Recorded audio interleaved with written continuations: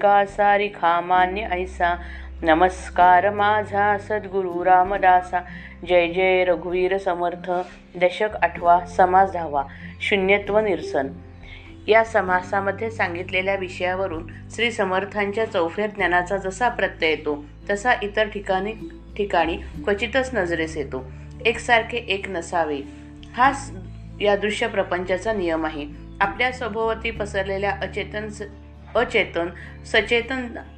सचेतनामध्ये एकसारखा एक दिसायला नाही, वागायला नाही, बोलायला नाही, चालायला नाही, सवयींना नाही किंवा स्वभावाने नाही.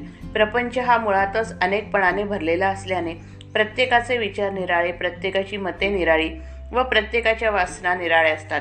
तत्वज्ञानाच्या क्षेत्रामध्ये हा अनेकपणा तर प्रकर्षाने जाणवतो.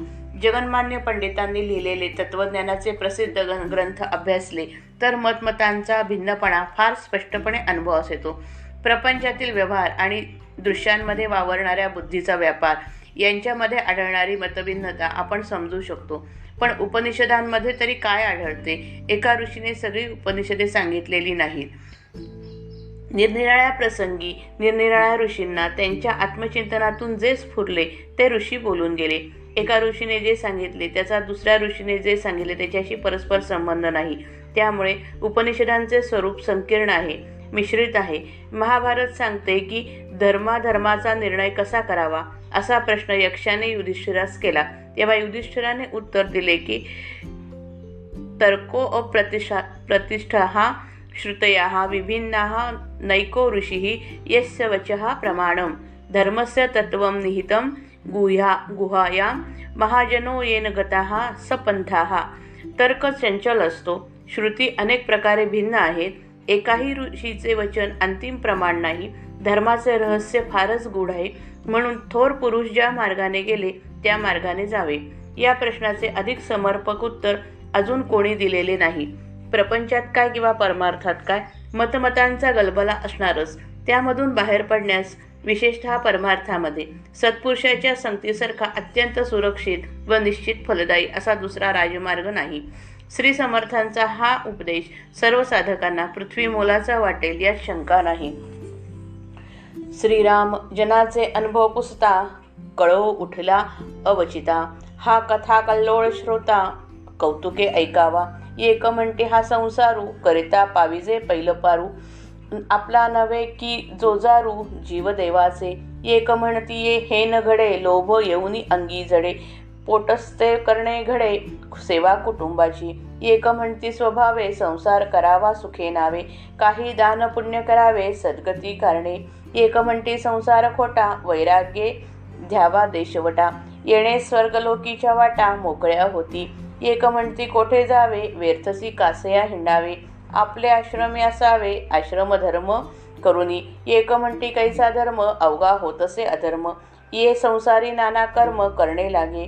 एक म्हणती बहुतांपरी, वासना असावी बरी. येणेची तारीजे संसारी अनायासे. एक म्हणती कारण भाव, भावेसी पाविजे देव. ये रहे अवघेची वाव, गथा गोवी. एक म्हणती वडिले जीवी, अवघी देवची मानावी. माये बापे पूजित जावी, एका भावे. एक म्हणती देव ब्राह्मण, त्यांचे करावे पूजन. माये बाप नारायण विश्वजनाचा. एक म्हणती शास्त्र पाहावे, तेथे निरोपिले देवे. तेणे प्रमाणे सी जावे परलोकासी. एक म्हणती अहोजना, शास्त्र पाहता पूर्वेना. या कारणे साधुजना शरण जावे. एक म्हणती सांडा गोठी, वायाची करिता चावटी. सर्वास कारण पोटी, भूतदया असावी. एक म्हणती एकसी बर्वे, आपल्या आचारे असावे. अंतकाळी नाम घ्यावे सर्वोत्तमाचे. एक म्हणती पुण्य असेल, तरीच नाम येईल. नाहीतरी भुली पडेल अंतकाळी. एक म्हणती जीत असावे, सर्व तवची सार्थक करावे. एक म्हणती फिरावे तीर्थाटन. एक म्हणती हे अटाटी, पाणी पाषाणाची भेटी. चुबुकळ्या मारिता हिंपुटी, कासावीस व्हावे. एक म्हणती सांडी वाचाळी, अगाध महिमा भूमंडळी. दर्शन मात्रे होये होळी, महापातकांची. एक म्हणती तीर्थ स्वभावे, कारण मन आवरावे. एक म्हणती कीर्तन करावे सावकास. एक म्हणती योग बरवा, मुख्य तोची आधी साधावा. देहो अमरची करावा अकस्मात, एक म्हणती ऐसे काये काळ वंचना करू नये, एक म्हणती धरावी सोये भक्ती मार्गाची, एक म्हणती ज्ञान बरवे, एक म्हणती साधन करावे, एक म्हणती मुक्त असावे निरंतर, एक म्हणती अनर्गळा धरी पापाचा कंटाळा, एक म्हणती रे मोकळा मार्ग आमचा, एक म्हणती हे विशेषू करू नये निंदा द्वेष, एक म्हणती सावकास दुष्ट संग त्यागावा, एक म्हणती ज्याचे खावे त्या सन्मुखची मरावे, तेणे तत्काळची पावावे मोक्षपद, एक म्हणती सांडा गोठी आधी पाहिजे ते रोटी, मग करावी चाऊटी सावकास, एक म्हणती पाऊस असावा मग सकळ योग बरवा, कारण दुष्काळ न पडावा म्हणजे बरे, एक म्हणती तपोनिधी होता वळती सकळ सिद्धी, एक म्हणती रे आधी इंद्रपद साधावे, एक म्हणती आगम पहावा वेताळ प्रसन्न करून घ्यावा, तेणे पाविजे देवा स्वर्ग लोकी, एक म्हणती अघोर मंत्र तेणे होईजे स्वतंत्र, श्रीहरी जयेचा कळत्र तेची मोळे, ती लागले सर्व धर्म तेथे कैसे क्रियाकर्म, एक म्हणती कुकर्म तिच्यामध्ये, एक म्हणती एक साक्षेप करावा मृत्युंजयाचा जप, तेणे गुणे सर्व संकल्प सिद्धी ते पावती, एक म्हणती बटू भैरव तेणे पाविजे वैभव, एक म्हणती झोटिंग सर्व पूर्वी तसे, एक म्हणती काळी कंकाळी, एक म्हणती भद्रकाळी, एक म्हणती उच्चिष्टा चांडाळी साहे करावी, एक म्हणती विघ्नहर, एक म्हणती भोळा शंकर, एक म्हणती सत्वर पावे भगवती, एक म्हणती मल्हारी सत्वरची सौभाग्य करी, एक म्हणती महाबरी भक्ती व्यंकटेशाची, एक म्हणती पूर्व ठेवा, एक म्हणती प्रयत्न करावा, एक म्हणती भार घालावा देवाच वरी, एक म्हणती देव कैसा अंतची पाहतो भल्यांचा, एक म्हणती हा युगाचा युगधर्म, एक आश्चर्य मानती एक विस्मयो करीती, एक कंटाळून म्हणती काय होईल ते पहावे, ऐसे प्रापंचिक जन लक्षणे सांगता गहन, परंतु काही एक चिन्ह अल्पमात्र बोलिलो. प्रथम प्रापंचिक म्हणजे अज्ञानी लोकांच्या नाना प्रकारच्या मतांचे सविस्तर वर्णन करतात. सामान्य लोकांची मते त्यांचे अनुभव जर बघितलं तर ते परस्पर विरुद्ध असतात. एकमेकांमध्ये कलह उत्पन्न होण्याचीच पाळी येते. या मतांचा गोंधळ व अनुभवांची आरडाओरड श्रोत्यांनी गमतीने ऐकावी. एक म्हणतो की आपण हा संसारच करावा, संसार करता करता त्यातून पार पडता येते. जीवांवर देवाचे नियंत्रण असल्याने हा व्याप काही आपल्या मालकीचा नव्हे. एक म्हणतो की छे, असे करून चालणार नाही, संसार करताना लोभ अंगी जडतो, मग आपल्या पोटासाठी आपल्याला कुटुंबाची सेवा करावी लागते. एक म्हणतो संसार सहजपणे व सुखाने करावा, पण त्याने सद्गती मिळणार नाही, म्हणून सद्गतीसाठी काही दानपुण्य करावे. एक म्हणतो की संसार मुळी खोटाच आहे, वैराग्य धारण करावे आणि कोठेतरी देशांतरास निघून जावे, असे केल्याने स्वर्गप्राप्तीचा मार्ग मोकळा होतो. एक म्हणतो आपले घर सोडून कोठे जायचे, उगीच पायपीट करून फुकट हिंडण्यात काही अर्थ नाही, आश्रमधर्म सांभाळून आपल्या घरीच असावे हे चांगले. एक म्हणतो की अहो कसला आला आहे धर्म, जिकडे तिकडे अधर्म बोकाळला आहे, या संसारामध्ये नाना प्रकारची भलीबुरी कर्मे करावी लागतात.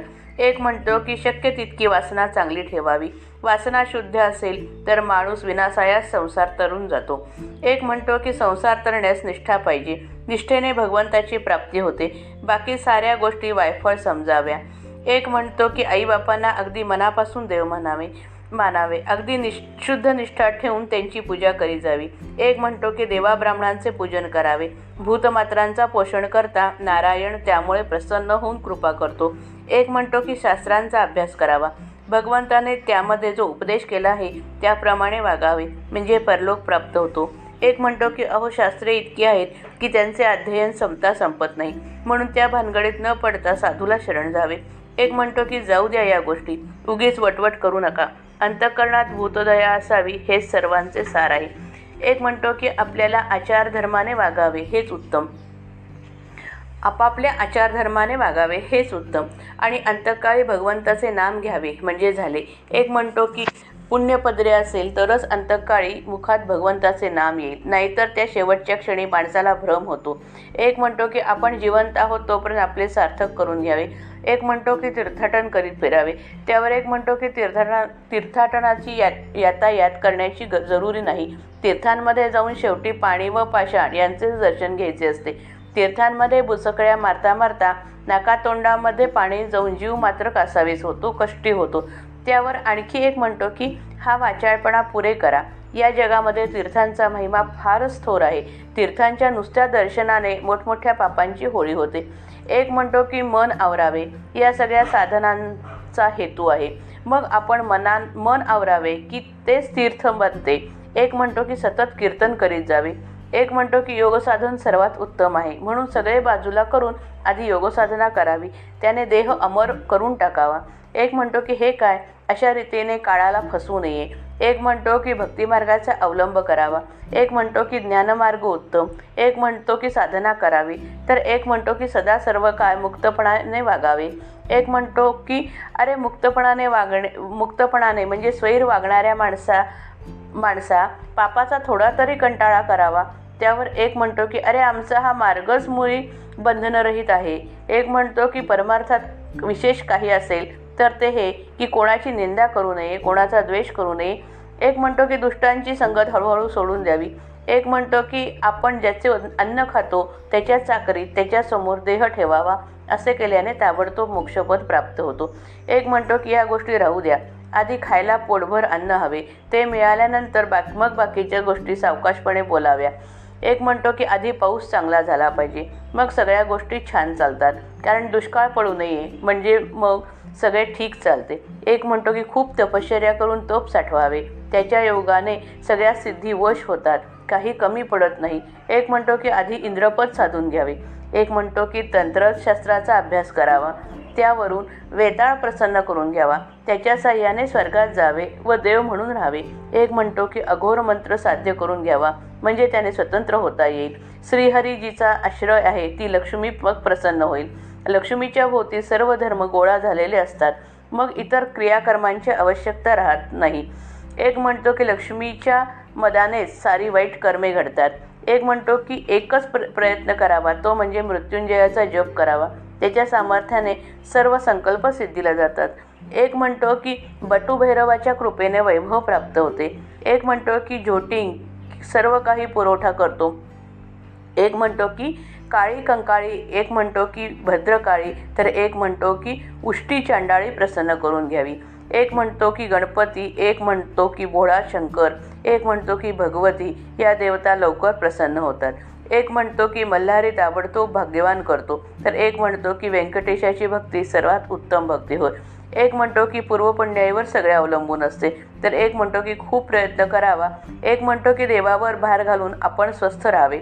एक म्हणतो की अहो हा कसला देव, तो तर सज्जनांचा अगदी अंतच पाहतो. त्यावर एक म्हणतो की देवाचा दोष नाही, सज्जनांचा छळ व्हावा हा मुळी युगधर्मच आहे. एकंदर परिस्थिती पाहून कोणी आश्चर्य करतात, तर कोणी थक्क होतात. काही लोक कंटाळून जे काय घडेल ते पाहावे असे म्हणतात. प्रापंचिक माणसे अशा रीतीने आपापली मते सांगतात.